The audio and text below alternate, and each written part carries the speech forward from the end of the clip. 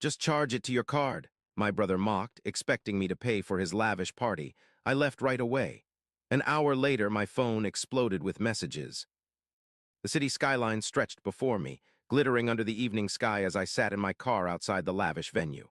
Inside, the music thumped and children laughed, the sounds of an extravagant birthday party that I had unknowingly funded. I adjusted my tie, exhaling slowly. Tonight was Lily's birthday, my niece, and for years I had played the role of the generous uncle, paying for her school, her clothes, even this over-the-top celebration. And yet I knew how this night would end. Jacob, my younger brother, had always been the golden child. Growing up, our parents showered him with praise and attention while I faded into the background. He was the charming one, the one who got away with bad grades, reckless spending, and every mistake because he just needed a little guidance. I, on the other hand, was expected to be responsible, to pick up the slack, and as I learned over the years, to be his financial safety net. At 38, I had built a successful career as a software engineer, earning well and living comfortably. Meanwhile, Jacob had burned through every opportunity handed to him. He had dropped out of college, jumped from job to job, and somehow managed to convince our parents, and me, that his failures were never really his fault. I had covered rent for him when he was between jobs, which was often. I had paid off his debts when creditors started calling. I had even co-signed for his car loan, a sleek BMW he flaunted like a prize, despite never making a single payment himself. I told myself I was doing it for Lily. She didn't deserve to suffer because her father refused to grow up. But the truth was, I had let it go on for far too long. The final straw had been a quiet realization over coffee one morning, scrolling through my bank statements. I had spent tens of thousands of dollars on Jacob over the years with nothing to show for it. He had never repaid a cent. Never once had he called to say thank you. I wasn't his brother. I was his ATM, and tonight I was about to face that reality head-on. With a deep breath, I stepped out of the car, straightening my suit as I walked into the upscale banquet hall. The scene inside was as excessive as I had expected: crystal chandeliers, an ice sculpture, a hired magician entertaining a crowd of kids. Everything screamed money, yet I knew Jacob barely had a dollar to his name. "Look who finally showed up," Jacob greeted me with a grin, drink in hand. He was dressed in an expensive suit, likely paid for with the money I had lent him last year. "Happy birthday, Lily," I said, forcing a smile as I handed my niece a carefully wrapped gift. Her small hands tore at the paper eagerly, revealing a set of books I had picked out just for her. She beamed, hugging me tightly. "Thank you, Uncle," she chirped. Jacob, however, barely glanced at the gift. "Books? Man, you really are boring," he scoffed, shaking his head. "You should have just given her cash like everyone else." I clenched my jaw, brushing off the comment. It was nothing new. As the night progressed, I found myself cornered into conversations with Jacob's friends, men I barely knew, all feeding off his easy charm. "So, what do you do?" one of them asked, swirling his whiskey. Before I could answer, Jacob leaned in, laughing loudly. "Oh, my brother, he's a total workaholic. No social life, no fun. Just sits in front of a computer all day, probably still a virgin." The laughter that followed echoed in my ears. My hands curled into fists at my sides. He was humiliating me, in front of his friends, in front of Lily. I had let him leech off me for years, and this was my reward. I should have said something, I should have called him out, but instead I stood there, my face burning, my heart pounding. And then he sealed his fate. "Anyway, no worries, big bro," Jacob continued, clapping me on the back. "You're covering the bill tonight, right? Just charge it to your card like always." That was when it all clicked. I wasn't his brother. I was his wallet. And I was done. I didn't say a word. I simply turned on my heel and walked out, ignoring the confused murmurs behind me. Outside, I pulled out my phone, and with a few quick taps, I froze the credit card he had been using. Then I blocked his number. As I drove away, the weight that had sat on my chest for years finally lifted. Jacob was about to learn a lesson, and I was finally free. The air inside the car felt heavy, thick with the weight of everything I had just left behind. My fingers tapped against the steering wheel as I replayed Jacob's words over and over again. "Loser. No social life. You're paying, right?" He had humiliated me in front of his friends, in front of Lily, in front of an entire room of people, laughing as if I were nothing but a walking bank account. For years, I had ignored the resentment bubbling beneath the surface, convincing myself that I was helping, that I was being a good brother. But in that moment, standing there while they laughed at my expense, something inside me finally snapped. I pulled into my driveway, the silence of my home welcoming me like an old friend. It had been a long time since I made decisions for myself rather than for Jacob. But tonight, that ended. I went straight to my desk, flipped open my laptop, and started making calls. The first was to my bank. I canceled the additional credit card Jacob had been using, the one he swore was just for emergencies, but had racked up hundreds of dollars each month at restaurants, clubs, and clothing stores. Then I called the school where I had been paying for Lily's tuition. It wasn't fair that she had to suffer for her father's irresponsibility, but I couldn't keep financing his life under the guise of supporting her. The administrator hesitated when I explained I would no longer be covering the payments, but I was firm. If Kelly, Jacob's wife, wanted to work something out, she could contact me directly. Jacob, on the other hand, was done. I leaned back in my chair, staring at the long list of payments I had made for him over the years. Rent, car repairs, vacations he had no business taking, loans that were never repaid. The final total made my stomach churn. Tens of thousands of dollars, years of enabling, years of being disrespected in return. I shut the laptop with a finality that settled deep in my chest. The first call came within the hour. At first, it was a text from Jacob. "Dude, what the hell? My card isn't working. Did something happen?" I ignored it. 15 minutes later, another one. "Bro, call me. There's a problem with the bank or something." Then came the calls, over and over, his name flashing across my screen. I silenced them. It didn't take long for the messages to change in tone. "Are you serious? You canceled my card? What the hell, man? I needed that. Why is Lily's tuition paid? You're screwing me over. Do you even care about your niece?" The anger, the entitlement, the complete inability to acknowledge what he had done, it was all right there in his words. I didn't respond. Instead, I powered off my phone and went to bed for the first time in years without the weight of Jacob's problems hanging over me. The next morning, I woke up to even more missed calls, this time from my parents. I let out a bitter laugh. Of course, Jacob had run straight to them. I hesitated before calling them back. I already knew how this conversation would go. My mother picked up on the first ring, her voice sharp with irritation. "How could you do this to your brother?" she demanded. I took a slow breath, keeping my tone calm. "Do what, Mom? Stop paying for his life? You know he's struggling," she snapped. "You've always helped him. What changed?" I almost laughed. What changed? Years of being used, years of being treated like a joke. "What changed is that I finally woke up," I said. "He called me a loser in front of a room full of people while assuming I'd pay for his entire party. That's what changed." There was a pause just long enough for me to know that she wasn't surprised. "Honey, you know how Jacob is," she said, her voice softening in that familiar, manipulative way. "He doesn't mean half of what he says. He's just selfish," I cut in, "and I'm done funding it." "You're punishing Lily," she accused. My stomach twisted because that was the one part that actually hurt. I cared about Lily. None of this was her fault. "No," I said firmly. "I told the school that Kelly can reach out to me if she wants to talk. If she needs help with Lily, I'll find a way. But Jacob, I'm not giving him another cent." My mother let out a frustrated sigh, like she was exhausted from dealing with me.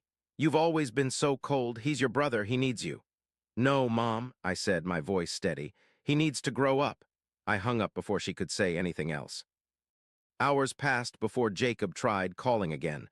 I almost ignored it, but a part of me wanted to hear his excuse to see if he would own up to anything. I answered. "Are you done acting like a selfish asshole?" He spat the second I picked up. I let out a dry chuckle. "That's rich coming from you." "You left me with $1,000 bill last night," he seethed. "Do you know what I had to do to cover it?" "I don't care," I said simply. "I had to leave my Rolex as collateral," he yelled. "Are you happy now?" A grin tugged at the corner of my lips. "Ecstatic. You ruined my life, man, you." "No," I cut him off. "You ruined your own life. I just stopped paying for it." Silence. For the first time in a long time, Jacob had nothing to say. I let the silence stretch before speaking again. "Find a job, pay your own bills, and if you ever talk about me like that again, don't bother calling." I ended the call, feeling lighter than I had in years. Jacob had no idea how much worse things were about to get for him, and for once, I wasn't going to be the one saving him. The storm hit within days. At first, Jacob was too stubborn to admit just how much my decision had wrecked his carefully constructed facade.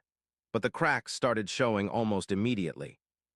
By the end of the week, his frantic calls had turned into a full-blown meltdown. My mother had left me 3 voicemails in the span of an hour, her tone shifting from disappointment to desperation. My father, usually silent on matters between us, even sent a clipped text. Talk to your brother. This is getting out of hand. I didn't respond. I wasn't responsible for Jacob's life, and I sure as hell wasn't going to fix the mess he'd made of it. But then, late that evening, I got a call from an unfamiliar number. I hesitated before answering. Hey, it's Kelly, Jacob's wife. I exhaled slowly. Hey. There was silence, then a sigh. Look, I know things are bad between you and Jacob, but I need to know the truth. Did you really stop paying Lily's tuition? I rubbed my temple. Yes, but I told the school to let you reach out to me if you needed help. Another pause, then a bitter laugh. Of course you did. Jacob made it sound like you were cutting Lily off entirely. I should have known. Anger flared in my chest, but I swallowed it down. Kelly, I don't want Lily to suffer, but I can't keep financing Jacob's life. There was a sharp intake of breath, then a slow, measured response. I get it now, she murmured. I didn't before. I thought maybe you were just being tough on him, but he never told me where the money came from. I just assumed he had savings or a trust from your parents or... I let out a humorless chuckle. Nope, just me for years. Silence stretched between us, then softer, he lied to me. I didn't answer. There was nothing to say. She cleared her throat. I need to figure out what to do next, but I appreciate you being honest with me. The call ended, but I knew that conversation had just set off a bomb in Jacob's life, and I was right. Within days, Kelly had uncovered just how deep the lies ran. The tuition, the rent, the BMW, even the extravagant birthday party. It had all been paid for with my money, and now, with that lifeline gone, everything was crumbling. Kelly didn't waste time. She packed up her things, took Lily, and left to stay with her parents. Jacob lost it. The first I heard about it was through another one of my mother's voicemails, her voice tight with barely restrained panic. Your brother is in trouble. Kelly left him. He's losing everything. Do you really want to abandon him like this? Yes, I did. But I didn't say that. Instead, I ignored the message and went on with my day. Jacob, however, wasn't willing to be ignored. It started with more texts, more calls, more messages from unknown numbers. Then he showed up at my apartment. The pounding on my door was relentless. I considered not answering, but I wasn't in the mood for him waking up my entire building. When I opened the door, I barely recognized him. Jacob, who always prided himself on looking effortlessly put together, looked like hell. His hair was disheveled, his expensive shirt wrinkled, and there was a wildness in his eyes that I had never seen before. You happy now? He spat the second I opened the door. I leaned against the frame. What do you want, Jacob? You destroyed my life, his voice cracked. Kelly's gone. She took Lily. I lost my apartment, my car. I cut him off.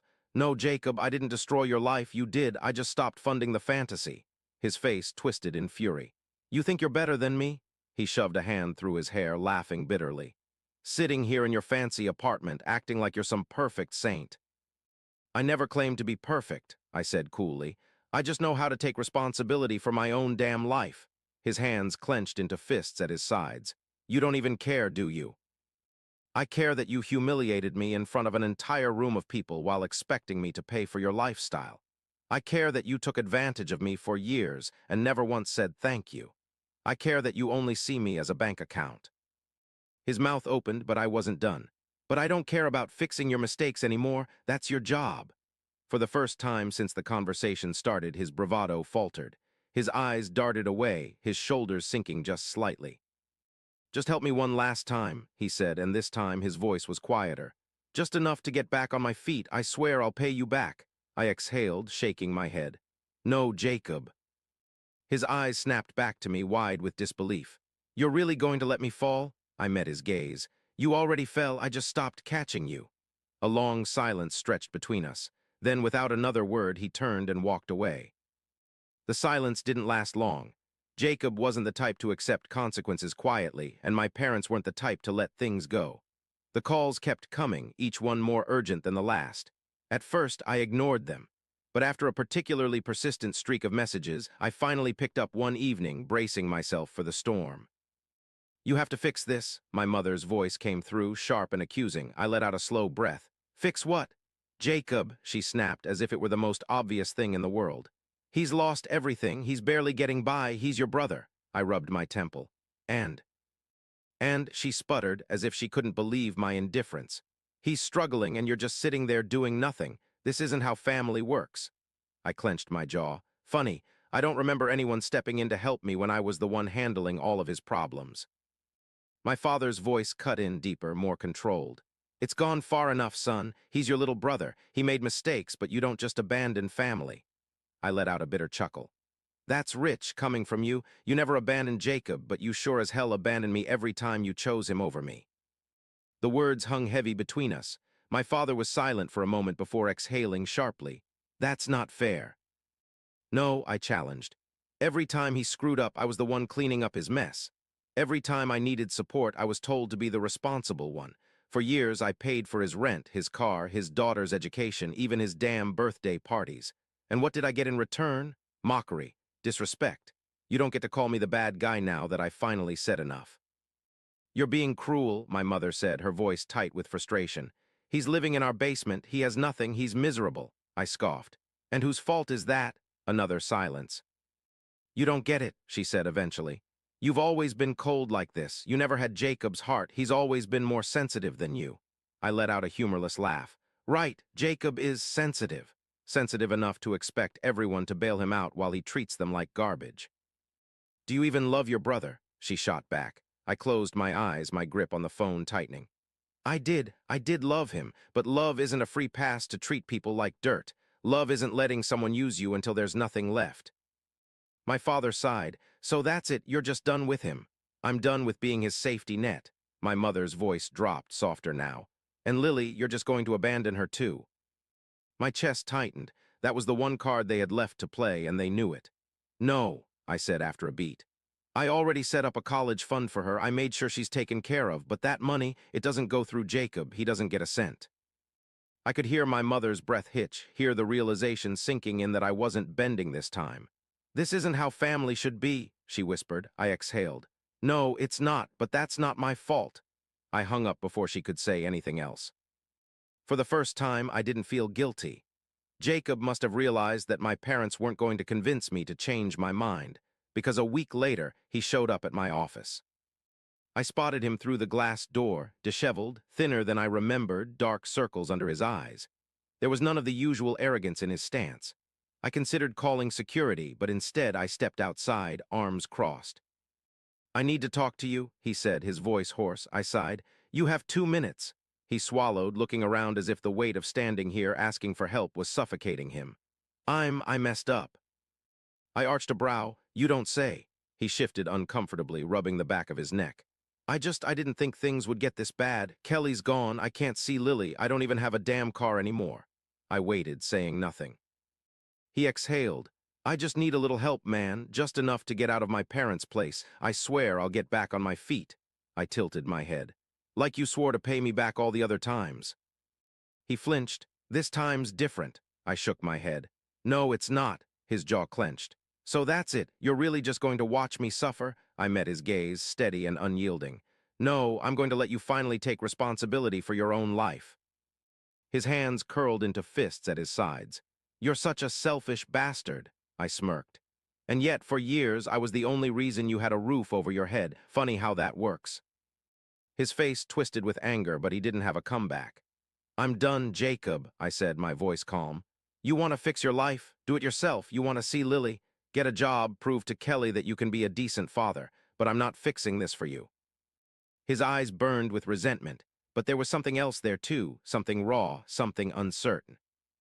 For the first time, he had no safety net. I turned and walked away, leaving him standing there in the cold. It was the last time I saw him for a long, long time. Months passed. My parents still weren't speaking to me much, though I heard from Kelly occasionally. Lily was thriving. Without Jacob's recklessness draining them dry, Kelly and her family had managed to provide a stable home for her. Jacob, he finally hit rock bottom. He burned through the last of his savings, got fired from another job, spent some time couch surfing before finally taking a job that was beneath his standards, bartending at some low-end place across town. And for once, he had to stand on his own. I never reached out. But one day, nearly a year after it all started, I got a text from an unknown number. I get it now. I stared at the message for a long time. Jacob wasn't fixed. He probably never would be. But maybe, just maybe, he had finally started to understand. I didn't reply. Some things he had to figure out on his own. Looking back, I realized that loving someone doesn't mean carrying their burdens for them. It doesn't mean sacrificing your own peace to save someone who refuses to save themselves. Setting boundaries wasn't cruelty. It was the only way to break free from a cycle that had drained me for years. In the end, I didn't abandon my brother. I simply stepped back and let him face the consequences of his own choices. And for the first time, I learned that real love, whether for family, for others, or for yourself, sometimes means letting go.